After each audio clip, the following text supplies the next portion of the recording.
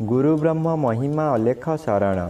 नमस्कार दर्शक वृंद, आपण मानंकु आजिर राशिफल कार्यक्रम मु एस कुमार स्वागत जनाऊँगी। प्रतिदिन निजर राशिफल जानिबा पाई गुरुकृपा यूट्यूब चैनल को सब्सक्राइब करंतु और पाखरे थिबा बेल आइकन को प्रेस करी ऑल नोटिफिकेशन ऑन करी दियंतु, जहा फଳରେ आमे जेतेबेले वीडियो अपलोड करिवो प्रथमे आपण वीडियो देखि पारिबे। आमर यही वीडियो रे आपण संपूर्ण पंचांग सहित मेष ठारू मीन पर्यंत 12 गोटी राशिर राशिफल विषय रे जानि पारिबे। वीडियो को दयाकरी शेष पर्यंत देखंतु। वीडियोटी भल लागिथिले वीडियो को लाइक करंतु एवं आपणक प्रियजन पाखु शेयर करी जणांतु। एबे आसंतु जानिबा आज दिनर संपूर्ण पंचांग विषय। आज 2026 मसीहा फेब्रुआरी मास 21 तारिख शनिवार, दिल्ली स्वराब्द सन 1433 साल, स्वाधीन भारताब्द 79 वर्ष, महिमाद 199 वर्ष। उत्कल गजपति श्री श्री गजपति दिव्यसिंह देव महाराजांकर 69 अंक। सौरस्व फाल्गुन मास 9 दिन, चांद्रमते फाल्गुन शुक्ल पक्ष चतुर्दशी तिथि, दिवा 12 घंटा 37 मिनिट पर्यंत। आजिर सूर्योदय विरजा क्षेत्र को 6 घंटा 14 मिनिट, कुंभ लग्न 1 दंड 5 लिता गते उदय। आजिर सूर्यास्त विरजा क्षेत्र को 5 घंटा 43 मिनिट, सिंह लग्न 1 दंड 34 लिता गते अस्त। आज मीन चंद्र संध्या 6 घंटा 45 मिनिट पर्यंत। एहा परे मेष चंद्र रेवती नक्षत्र संध्या 6 घंटा 45 मिनिट पर्यंत। एहा परे अश्विनी नक्षत्र। आज जन्मित शिशुर मीन राशि, विप्रवर्ण देवगण संध्या 6 घंटा 45 मिनिट गते मेष राशि, क्षत्रिय वर्ण देवगण। आज मृत व्यक्तिर 1 पाद पुष्कर दोष, निषिद्ध खाद्य। आज दिवा 12 घंटा 37 मिनिट मध्य मूला भोजन निषेध अटे। एहा परे बेल भोजन निषेध अटे। आजिर अमृत जोग दिवा 10 घंटा 14 मिनिट गते 1 घंटा 26 मिनिट मध्य एवं रात्रि 12 घंटा 8 मिनिट गते 1 घंटा 43 मिनिट मध्य। आजिर महेंद्र जोग नाही। आजिर काल बेला प्रातरु दिवा 7 घंटा 48 मिनिट मध्य एवं अपराह्न 5 घंटा 13 मिनिट गते 5 घंटा 43 मिनिट मध्य। आजिर 12 बेला दिवा 2 घंटा 4 मिनिट गते अपराह्न 3 घंटा 41 मिनिट मध्य। आजिर काल रात्रि अस्तरु रात्रि 7 घंटा 17 मिनिट मध्य एवं शेष रात्रि 3 घंटा 36 मिनिट गते 6 घंटा 12 मिनिट मध्य। आजिर राहु काल पूर्वाह्न 9 घंटा ठारू 10 घंटा 30 मिनिट मध्य। आज संध्या 6 घंटा 45 मिनिट मध्य धनु राशिर घात चंद्र। एहा परे मेष राशिर घात चंद्र संध्या 6 घंटा 45 मिनिट मध्य बिछा राशिर घात नक्षत्र। दिवा 12 घंटा 37 मिनिट मध्य वृष राशि और कुंभ राशिर घात तिथि। वृष राशि, सिंह राशि और कन्या राशिर घात 12। एबे आसंतु जानिबा राशिचक्र मेष ठारू मीन पर्यंत 12 गोटी राशिर राशिफल विषय रे। राशिचक्र प्रथम राशि मेष राशि। आज मेष राशि जन्मित व्यक्ति मानक सकाशे द्वादश स्थान रे चंद्र गोचर करुथिबारु अशुभ फल मिलिबो। आज आपणकर विभिन्न समस्या मान मुंड टेकिब। एहा आपणकर जीवनर आय को प्रभावित करिब। परिवार व्यक्ति और सहकर्मी व्यक्ति माने आपणकर शत्रु सदृश लागिबे। स्वामी स्त्री मध्यरे मान मनांतर घटिब। निजर पाद पीड़ा होई पारे, जहा द्वारा कौनसी कार्य करिबाकू मनरे आग्रह कमिजिब। एबे आसंतु जानिबा राशिचक्र द्वितीय राशि वृष राशि विषय रे। आज वृष राशि जन्मित व्यक्ति मानक सकाशे ଏକାଦଶ ସ୍ଥାନରେ ଚନ୍ଦ୍ରଗୋଚର କରୁଛନ୍ତି। ଏକାଦଶ ଚନ୍ଦ୍ର ବଳଶାଳୀ ଚନ୍ଦ୍ର। ଆଜି ଆପଣଙ୍କୁ ଅଚାନକ ଶୁଭ ଖବର ମିଳିବ। ବ୍ୟବସାୟୀମାନେ ଏହି ସମୟରେ ଆଶାଠାରୁ ଅଧିକ ଲାଭବାନ ହେବେ। ପୂର୍ବରୁ ଯେଉଁ କାର୍ଯ୍ୟ ସକାଶେ ଆପଣ ଅପେକ୍ଷା କରି ହତାଶ ହୋଇଥିଲେ, ସେ କାର୍ଯ୍ୟ ଆଜି ପୂରଣ ହେବ। ପରିବାର ମଧ୍ୟରେ ସ୍ୱାଦିଷ୍ଟ ଭୋଜନ ପ୍ରସ୍ତୁତ କରିବା ସହିତ ଅତିଥି ବନ୍ଧୁମାନଙ୍କୁ ନିମନ୍ତ୍ରଣ କରି ଆପ୍ୟାୟିତ କରିବେ। ଏବେ ଆସନ୍ତୁ ଜାଣିବା ରାଶିଚକ୍ରର ତୃତୀୟ ରାଶି ମିଥୁନ ରାଶି ବିଷୟରେ। ଆଜି ମିଥୁନ ରାଶି ଜନ୍ମିତ ବ୍ୟକ୍ତିମାନଙ୍କ ସକାଶେ ଦଶମ ସ୍ଥାନରେ ଚନ୍ଦ୍ରଗୋଚର କରୁଥିବାରୁ ଶୁଭ ଫଳ ମିଳିବ।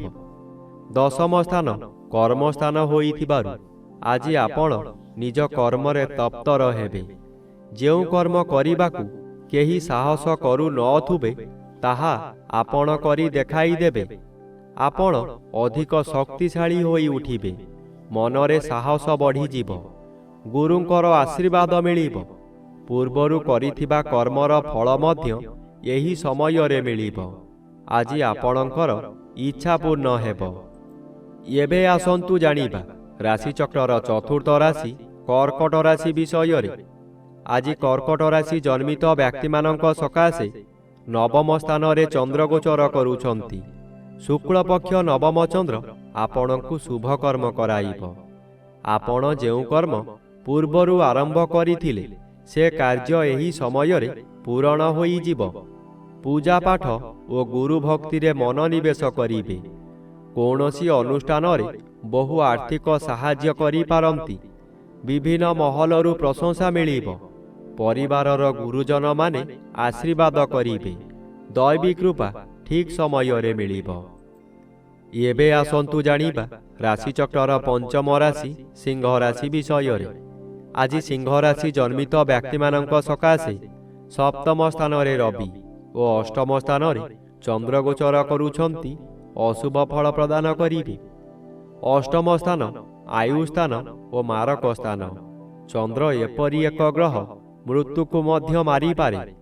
ଚନ୍ଦ୍ର ଅଷ୍ଟମରେ ଭ୍ରମଣ କରୁଥିବା ସମୟରେ ବହୁ ଦୁର୍ଘଟଣା ମଧ୍ୟ ଘଟାଇପାରେ, ତାହା ମାନସିକ ହେଉ କିମ୍ବା ଶାରୀରିକ। ଆଜି ନିଜକୁ ସତର୍କ ନ ରହିଲେ ନିଜ ଗୋଡ଼ରେ ନିଜେ କୁରାଢ଼ି ମାରିବା ସଦୃଶ୍ୟ ହେବ। ଏଣୁ ମନକୁ ଶାନ୍ତ ରଖନ୍ତୁ। ଆପଣଙ୍କର ବ୍ୟବହାର ଠିକ୍ ରଖନ୍ତୁ। ଏବେ ଆସନ୍ତୁ ଜାଣିବା ରାଶିଚକ୍ରର ଷଷ୍ଠ ରାଶି କନ୍ୟା ରାଶି ବିଷୟରେ। ଆଜି କନ୍ୟା ରାଶି ଜନ୍ମିତ ବ୍ୟକ୍ତିମାନଙ୍କ ସକାଶେ ସପ୍ତମ ସ୍ଥାନରେ ଚନ୍ଦ୍ରଗୋଚର କରୁଛନ୍ତି ଶୁଭ ଫଳ ପ୍ରଦାନ କରିବେ। ଆଜି ଆପଣଙ୍କ ପରିବାର ମଧ୍ୟରେ ହସଖୁସିର ଉତ୍ତମ ବାତାବରଣ ଆସିବ। ଏହି ସମୟରେ ଆପଣଙ୍କ ଜନ୍ମସ୍ଥାନଠାରୁ ଦୂରରୁ ଖୁସି ଖବର ମିଳିବ। ଆପଣଙ୍କର ଆୟ ବୃଦ୍ଧି ହେବ।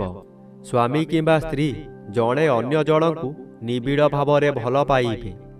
ଆପଣ ଯାହା ବ୍ୟବସାୟ କରୁଛନ୍ତି, ତହିଁରେ ଆଶାଠାରୁ ଅଧିକ ଆୟ ହେବ। ଭବିଷ୍ୟତ ସକାଶେ ସଞ୍ଚୟ ହୋଇପାରିବ। ଏବେ ଆସନ୍ତୁ ଜାଣିବା ରାଶିଚକ୍ରର ସପ୍ତମ ରାଶି ତୁଳା ରାଶି ବିଷୟରେ। ଆଜି ତୁଳା ରାଶି ଜନ୍ମିତ ବ୍ୟକ୍ତିମାନଙ୍କ ସକାଶେ ଷଷ୍ଠ ସ୍ଥାନରେ ଚନ୍ଦ୍ରଗୋଚର କରୁଥିବାରୁ ଶୁଭ ଫଳ ମିଳିବ। ଷଷ୍ଠ ଚନ୍ଦ୍ର ବଳବାନ ଚନ୍ଦ୍ର। ଆଜି ଆପଣଙ୍କ ପରିବାର ମଧ୍ୟରେ ଖାଲି ଆନନ୍ଦ ହିଁ ଆନନ୍ଦ ମିଳିବ। ଆପଣ ଯେଉଁ କାମରେ ହାତ ଦେବେ, ତହିଁରେ ସଫଳତା ନିଶ୍ଚୟ ପାଇବେ। ବ୍ୟବସାୟ କରୁଥିବା ବ୍ୟକ୍ତିମାନେ ବ୍ୟବସାୟରେ ଆଶାଠାରୁ ଅଧିକ ଲାଭବାନ ହେବେ। ପୂର୍ବରୁ ଆପଣ କରିଥିବା ଋଣ ଏହି ସମୟରେ ପରିଶୋଧ କରିପାରିବେ। ପାଖରେ ଅର୍ଥର ଅଭାବ ରହିବ ନାହିଁ। ଏବେ ଆସନ୍ତୁ ଜାଣିବା ରାଶିଚକ୍ରର ଅଷ୍ଟମ ରାଶି ବିଛା ରାଶି ବିଷୟରେ। ଆଜି ବିଛା ରାଶି ଜନ୍ମିତ ବ୍ୟକ୍ତିମାନଙ୍କ ସକାଶେ ପଞ୍ଚମ ସ୍ଥାନରେ ଚନ୍ଦ୍ରଗୋଚର କରୁଛନ୍ତି। ଶୁକ୍ଳପକ୍ଷ ହେତୁ ଶୁଭ ଫଳ ପ୍ରଦାନ କରିବେ। ଆଜି ଆପଣଙ୍କର ସ୍ୱାସ୍ଥ୍ୟ ଉତ୍ତମ ରହିବ। ପୂର୍ବରୁ ଯେଉଁମାନେ ଆପଣଙ୍କୁ ହଇରାଣ ହରକତ କରୁଥିଲେ, କି ଏବେ ଆପଣ ଶାନ୍ତିରେ ରହିପାରିବେ। ପଞ୍ଚମ ଗୃହ ଜ୍ଞାନ ଗୃହ ହୋଇଥିବାରୁ ଆପଣଙ୍କର ବିଭିନ୍ନ ଜ୍ଞାନ ବୃଦ୍ଧି ହେବ। ଆପଣଙ୍କ ଉପସ୍ଥିତ ଜ୍ଞାନ ବଳରେ ବହୁ ବଡ଼ ବଡ଼ ବିପଦରୁ ମୁକୁଳି ଯିବେ। ବହୁ କାମରେ ହାତ ଦେଇ ଆପଣ ସଫଳ ହେବେ। ଶୁଭ କର୍ମମାନ କରିବେ। ଏବେ ଆସନ୍ତୁ ଜାଣିବା ରାଶିଚକ୍ରର ନବମ ରାଶି ଧନୁ ରାଶି ବିଷୟରେ। ଆଜି ଧନୁ ରାଶି ଜନ୍ମିତ ବ୍ୟକ୍ତିମାନଙ୍କ ସକାଶେ ଘାତଚନ୍ଦ୍ର ଭୋଗ ହେଉଛି।